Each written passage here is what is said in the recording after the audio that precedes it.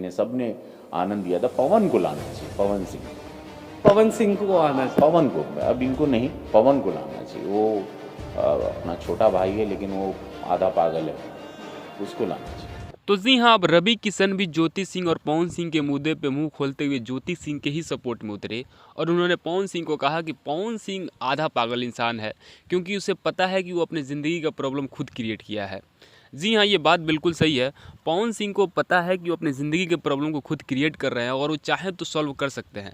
ऐसा नहीं है कि पवन सिंह को कोई और आकर के परेशान कर रहा है या फिर किसी और की वजह से वो प्रॉब्लम में फंसे हुए अपनी ज़िंदगी की प्रॉब्लम में।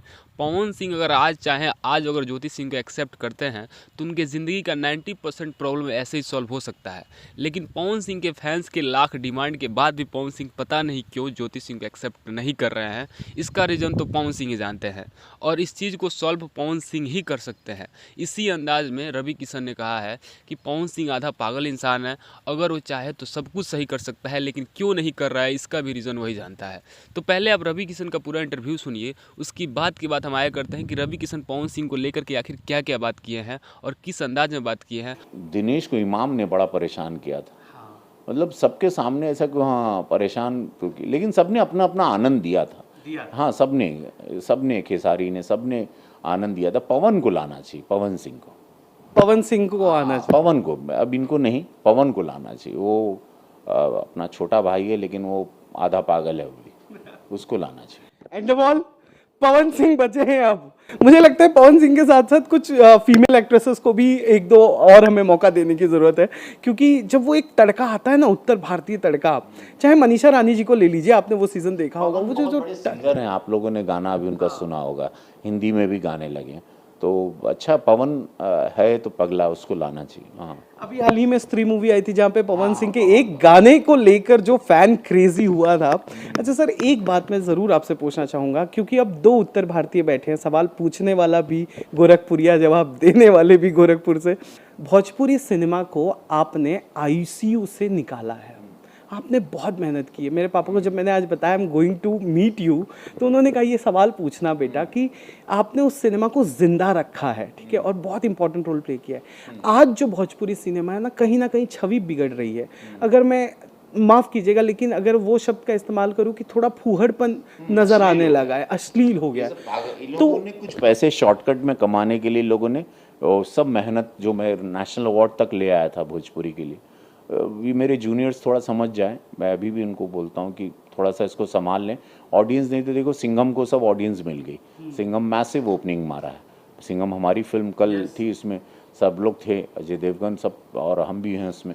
और देखिए कितनी बड़ी चीज़, लापता लेडीज़ चल गई, और वही कहानियाँ अब सब सारी फिल्में चलने लगी हैं, और इन लोगों ने अपने दर्शक खो दिए, और इन लोग बाद में इनको बहुत पीड़ा होगी कि रवि भैया ने जो मेहनत की, जो मशाल मैंने इन सब के हाथ में दिया कि now you guys run and win और just keep this industry alive, but they have not. So I am sad and I am very upset also. अब मेरे ख्याल से बहुत मुश्किल होगा इस इंडस्ट्री को दोबारा ये लोग रिवाइव करेंगे, बिकॉज अब चिड़िया हाथ से उड़ गई है। क्या आप लेंगे वो इनिशिएटिव कि मैं दोबारा जाऊं और इस छवि को सुधारूं थोड़ा बहुत? महादेव का गोरखपुर एक फिल्म बनाई थी, पैन इंडिया फिल्म थी, आई रियली लव। हाँ, तो बनाएंगे, बट इनको भी समझना चाहिए ना। अकेले मैं राजनीति भी देखता हूँ, ये भी देखता हूँ, बहुत सारी चीज़ें। इन लोगों को अब जिम्मेदारी देनी, इन लोग को इंडस्ट्री ने, समाज ने सुपरस्टार बनाया, इनको जिम्मेदारी का एहसास करना चाहिए। और सारे छोटे भाई हैं, सबको पता है मैं कैसे फंक्शन करता था। एक स्क्रिप्ट ढूंढना बहुत ज़रूरी है इनको, बजाय पैसे के। अब इनको सबको स्क्रिप्ट ढूंढना चाहिए, तब ये लोग वापस से जिंदा हो जाएंगे। क्या लापता लेडीज जैसा कोई कंसेप्ट भोजपुरी पे, और भोजपुरी में, हालांकि वो था ही थोड़ा तड़का, ऐसी कहानी है, अब मैं समय थोड़ा मिल जाए और वो ऑस्कर तक चलेगी, सोचिए वो फिल्म। ऑफिशियल एंट्री गाइस, लापता लेडीज। एंड सर, जो ग्रे किरदार, मतलब ग्रे था फिर भी मेरे को बड़ा पसंद आया था वो आपका अंदाज, लापता एकदम अलग ही रूप में आ गया। और किरण राव जी को, आमिर खान को पूरा श्रेय जाता है इसके लिए। उन्होंने एक कोई मेमोरी जो लापता लेडीज की है जो आप शेयर करना चाहें, जो आपने कहीं जिक्र नहीं किया हो फिलहाल, एक कोई छोटा भी। 160 पान खाए थे। दूसरा हाँ, मजा आया होगा लेकिन हाँ, तो सबकी पैन इंडिया होती, मेरी पान इंडिया फिल्म थी। और दूसरा जो आप बता, दूसरा था कि किरण राव एक नारी, मैंने एक चीज़ सीखी कि एक women when she wants to direct a man, वो अलग ही तरीके से शी प्रेजेंट्स अ मैन। मुझे कभी किसी ने एक ओमान मान मैन जैसा प्रेजेंट ही किया। शी मेड मी फील एक एक मर्द क्या होता है। नहीं तो हमेशा मर्द मीन्स किक एंड स्लैप मारना, हिट करना, पंच मारने को मर्द समझते हैं। A woman directed a man. जब एक औरत अपने एक आदमी को देखती है किरदार में as a director, how she presented me and that, वो पूरा देश, मुझे पूरा विश्व प्यार करने लगा। एंड में जब मैं उस लड़की को गहने वापस करता हूँ, मैं बोलता हूँ कि अच्छे से पढ़ाई करना और पान रखवाई है, मतलब द वे, ये मैंने बहुत चीज़ें मैंने महसूस किया कि एक औरत, पहली बार मुझे एक औरत ने डायरेक्ट किया, एक लेडी ने, और मैं बहुत सम्मान की कौन बोलता है it's a man's world, no more it's a man's world now, अब औरतों का समय आ गया। Yeah we can see this. Okay, आखिरी सवाल, because we are running out of short time. Rohit Shetty ji के साथ क्या था एक्सपीरियंस? लाइक जितना वास और बड़ा वो हमें दिखता है, वो सच में उतना बड़ा ये वो बहुत ही ऑनेस्ट, बहुत ही हार्ड वर्किंग है। अजय देवगन के रूप में एक मुझे बहुत अच्छा दोस्त मिला। अब हमारी सन ऑफ सरदार 2 आ रही है, और मैंने बहुत कुछ एक ऑनेस्ट मैन, हार्ड वर्किंग, ईमानदार आदमी रोहित शेट्टी में पाया। और एक भाई के रूप में, उनके एक साया के रूप में, एक उनका स्पाइन है अजय देवगन। तो ये कॉम्बो बहुत ही खतरनाक कॉम्बिनेशन है। दोनों एक, वो रोहित शेट्टी उनको बॉस बोलते हैं, तो एक ऐसा प्यार मैंने बहुत रेयर देखा। और मैंने अजय देवगन में बहुत सालों के बाद एक दोस्त पाया इंडस्ट्री में। वेल गाइस, ये थे रवि भैया जो लेकर आए हैं एक नया सेगमेंट बिग बॉस सीजन 18 में। इनके साथ बातचीत हमारी आपको कैसी लगी हमें कमेंट करके बताइएगा। और सर, आपको टेली चक्कर के साथ बातचीत करके कैसा लगा? टेली चक्कर बहुत अच्छा। संडे बिग बॉस जरूर देखिए। शनिवार में, अब वीकेंड का वार, सलमान भाई के साथ देख ही रहे। संडे देखिएगा दैया रे दैया विद रवि भैया, गर्दा उड़ा देंगे। Well, thank you so much.